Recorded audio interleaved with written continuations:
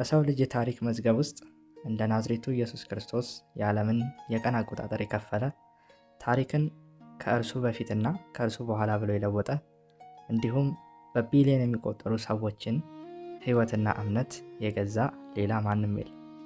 ነገር ግን ብዙዎች አንድ መሰረታዊ ጥያቄ ሲያነሱ ይደመጣሉ። Prove to me what there's a heaven that's up there. Prove to me that there's, this truth, that your God truly exists. Prove to me that these precepts of the Bible are truly what true revelation. Prove to me that these things are actually there. ኢየሱስ ክርስቶስ የተባለው ሰው በእርግጥ በምድር ኖሯልን ወይንስ ክርስቲያኖች የፈጠሩት ተረት ተረት ነው ይላሉ። አንዳንዶች ደግሞ ክርስቶስ በታሪክ መኖሩንስ ብናውቅ ይህ መኖሩ ብቻውን ለእኛ ምን ጥቅም አለው? ወይም ምን አይነት ማስረጃ ሊሰጠን ይችላል? ወይም ምን አይነት እውነታ እንዲገልጽልን ይችላል ብለው ይጠይቃሉ። ለዚህ አመክንዮአቸው በታሪክ የኖረ ተራ አስተማሪ ብቻ ቢሆንስ የሚል ጥያቄንም አንድ ላይ አያይዘው ይሰነዝራሉ። ዛሬ በዚህ የመጀመሪያው የእውነት ፈለግ ቪዲዮአችን መጽሐፍ ቅዱስን እንደ መነሻ ወስደን በመጽሐፍ ቅዱስ ውስጥ የተመዘገቡትን ታሪካዊ ሁነቶች በጥልቀት እንመረምራለን። በመጀመሪያ ከመጽሐፍ ቅዱስ እንነሳ። በአራቱም ወንጌላት ላይ የተጻፉት ታሪኮች እንዲሁ በባዶ ቦታ ላይ የተፈጠሩ አይደሉም። እያንዳንዱ ታሪክ የተፈጸመበት ዘመን፣ የአገረ ገዢዎችን ስምና የተፈጸሙበትን ቦታ በግልጽ ያስቀምጣሉ። ለምሳሌ የሉቃስ ወንጌል ምዕራፍ 3 ቁጥር 1 እስከ 2 ላይ እንዲህ ይላል። ጢባሪዎስ ቄሳርም በነገሰ በ15ኛይቱ ዓመት ጴንጤናዊ ጲላጦስም በይሁዳ ሲገዛ፣ ሄሮድስም በገሊላ የአራተኛው ክፍል ገዢ፣ ወንድሙ ፊልጶስም በኢጡሪያስ በጥራኮኒዶስም ሀገር የአራተኛው ክፍል ገዢ፣ ሊሳኒዮስም በሳቢላኒስ የአራተኛው ክፍል ገዢ ሆነው ሳሉ፣ ሐናና ቀያፋም ሊቃነ ካህናት ሳሉ የእግዚአብሔር ቃል ወደ ዘካርያስ ልጅ ወደ ዮሐንስ በምድረ በዳ መጣ። ይህ ጥቅስ እጅግ አስደናቂ ነው። መጽሐፍ ቅዱስ የክርስቶስን ታሪክ በምድር ላይ ከነበሩት እውነተኛ ፖለቲካ መሪዎች ጋር አያይዞ ነው የሚያስቀምጠው። ታዲያ እነዚህ በመጽሐፍ ቅዱስ የተጠቀሱት ገዢዎች ጲላጦስ፣ ጢባሪዎስ ቄሳር እና ራሱ ኢየሱስ ክርስቶስ በመጽሐፍ ቅዱስ ብቻ ነው የሚታወቁት ወይንስ የውጭው ዓለም ታሪክም ያውቃቸዋል? ወደ ማስረጃዎቹ እንለፍ። የመጀመሪያውን እና ዋነኛውን ማስረጃ የምናገኘው ከጥንቷ ሮም ግዛት ነው። ቆርኔሌዎስ ታሲተስ በ56 ዓመተ ምህረት አካባቢ የተወለደ እናም በ120 ዓመተ ምህረት የሞተ ታላቅ የሮማ ሴናተር እና የታሪክ ምሁር ነው። ታሲተስ በታሪክ ተመራማሪዎች ዘንድ የጥንቷ ሮም እጅግ ታማኝና ጥብቅ የታሪክ ጸሐፊ ተብሎ ይታወቃል። እርሱ ክርስቲያን አልነበረም። ይልቁንም ክርስቲያኖችን እንደ አጥፊ ኑፋቄ የሚመለከት የጣዖት አምላኪ ነበር። ታሲተስ አናልስ የተባለ ታዋቂ የታሪክ መጽሐፍ አለው። መጽሐፉ በጣም ትልቅ ስለነበር በ20 ቮሊዩሞች ተከፋፍሎ የተጻፈ ሲሆን በ15ኛው ቮሊዩም ምዕራፍ 44 ላይ በ64 ዓመተ ምህረት በሮም ከተማ ላይ ስለደረሰው ታላቅ የቃጠሎ አደጋ ሲጽፍ እንዲህ ይላል። ነገር ግን ሰብአዊ ጥምረቶችም ሆኑ የንጉሱ የልግስና ስጦታዎች ወይም አማልክትን የማስተሰሪያ መስዋዕቶች ቃጠሎ በትእዛዝ የተነሳ ነው ከሚለው አስከፊ ጥርጣሬ ንጉስ ኔሮንን ሊያነጹት አልቻሉም። ስለዚህ ወሬውን ለማጥፋት ሲል ኔሮን ጥፋተኞች ናቸው ያላቸውን ሰዎች ፈጠረ። በህዝቡ ዘንድም በክፉ ድርጊታቸው ይጣሉ የነበሩትንና ክርስቲያኖች እየተባሉ የሚጠሩትን ወገኖች እጅግ በአሰቃቂ ሁኔታ ቀጣቸው። ይህንን ስም ያገኙት ወይም ክርስቲያኖች የሚለውን ስም ያገኙት በጢባሪዎስ ዘመነ መንግስት በገዢው በጴንጤናዊ ጲላጦስ እጅ ከፍተኛ ቅጣት ከተቀበለው ክርስቶስ ከተባለው ሰው ነው። ታሲተስን በመቀጠል እንዲህ ይላል።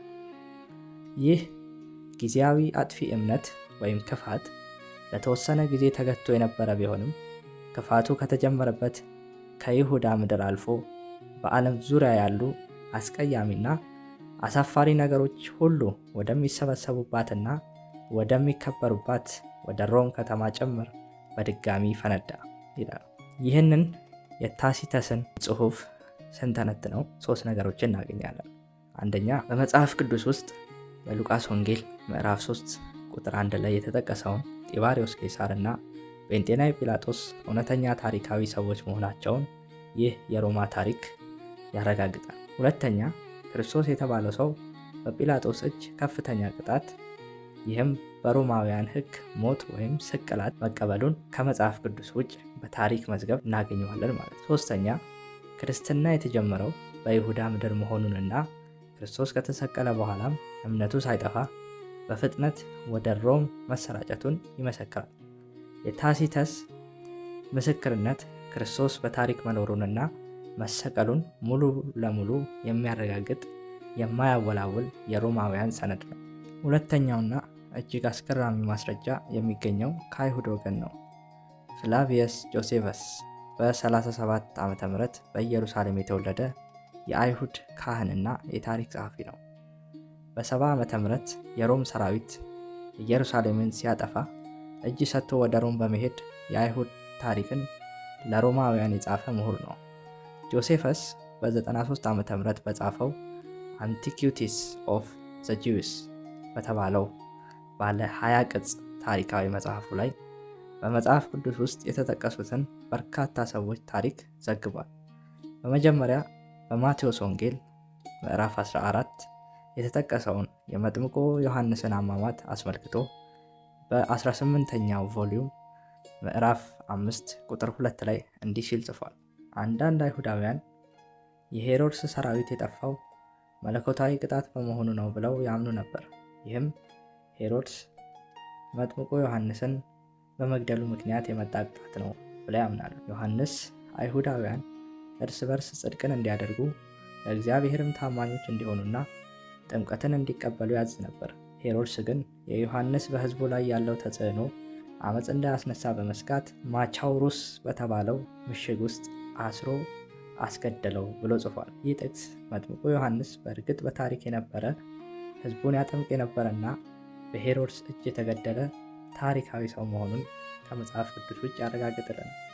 ጆሴፈስ በዚሁ መጽሐፉ በ20ኛው ቮሊዩም ምዕራፍ 9 ቁጥር 1 ላይ ደግሞ ስለ ክርስቶስ ወንድም ስለ ያዕቆብ አሟሟት ሲጽፍ የኢየሱስን ስም እንዲህ ሲል ያነሳል። የሊቀ ካህናቱ ሐናን ልጅ የነበረው ሐናን የሳንሄድሪን ሸንጎ ሰብስቦ ክርስቶስ ተብሎ የሚጠራውን የኢየሱስን ወንድም ያዕቆብንና ሌሎችንም አቅርቦ ሕግ በመተላለፍ ከሰሳቸው፣ በድንጋይም ተወግረው እንዲሞቱ አሳልፎ ሰጣቸው ብሎ ጽፏል። ጆሴፈስ የሊቀ ካህናቱ ሐናን ልጅ የነበረው ሐናን ብሎ የጠቀሰው ታላቁ የአይሁድ ሊቀ ካህን ሐና 5 ወንድ ልጆች የነበሩት ሲሆን 5ቱም በተለያየ ጊዜ ሊቀ ካህናት ሆነው ተሹመዋል። ከእነዚህም ልጆቹ መካከል አንዱ የአባቱን ስም ተጋርቶ ሐናን ወይም አናነስ የሚባል ስም ነበረው ማለት ነው። የታሪክ ጸሐፊው ጆሴፈስ በወቅቱ የነበረውን ሁኔታ በግልጽ ለመለየት ሲል የሊቀ ካህናቱ የሐናን ልጅ ሐናን ብሎ ጽፎታል።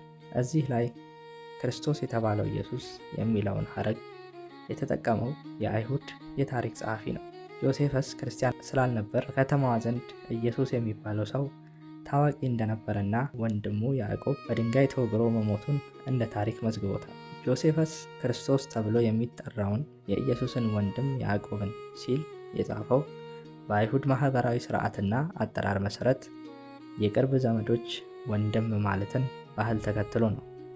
ጆሴፈስ ክርስቲያን ስላልነበር በወቅቱ ማህበረሰቡ ያዕቆብን ከኢየሱስ ጋር ያለውን የቅርብ የሥጋ ዝምድና የዮሴፍ ልጅ ወይም አክስት ልጅ መሆኑን ለመግለጽ ይጠቀምበት የነበረውን የታወቀ መለያ ስም ነው ታሪካዊ ሰነድ ላይ ያሰፈረው። ይህ የሚያሳየው ኢየሱስና ቤተሰቦቹ በታሪክ እውን የነበሩ መሆናቸውን ነው። ወደ ሮማውያን መዝገብ ስንመለስ በ112 ዓመተ ምህረት የቢታንያ ወይም የአሁኗ ቱርክ ገዢ የነበረው ፕሊኒ ታናሹ ወይም ፕሊኒ ዘያንገር ለሮሙ ንጉሥ ትራጃን የጻፈው ይፋዊ የመንግስት ደብዳቤን እንመለከታለን።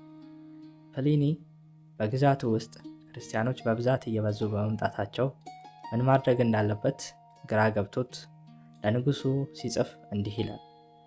እሱም ክርስቲያኖቹ በተወሰነ ቀን ጎህ ሲቀድ ይሰባሰባሉ፣ ለክርስቶስም እንደ አምላክ አድርገው መዝሙር ይዘምራሉ። በተጨማሪም ስርቆት፣ ምንዝርና ውሸት እንዳይፈጽሙ ቃል ኪዳን ይገባሉ ብሎ ጽፏል።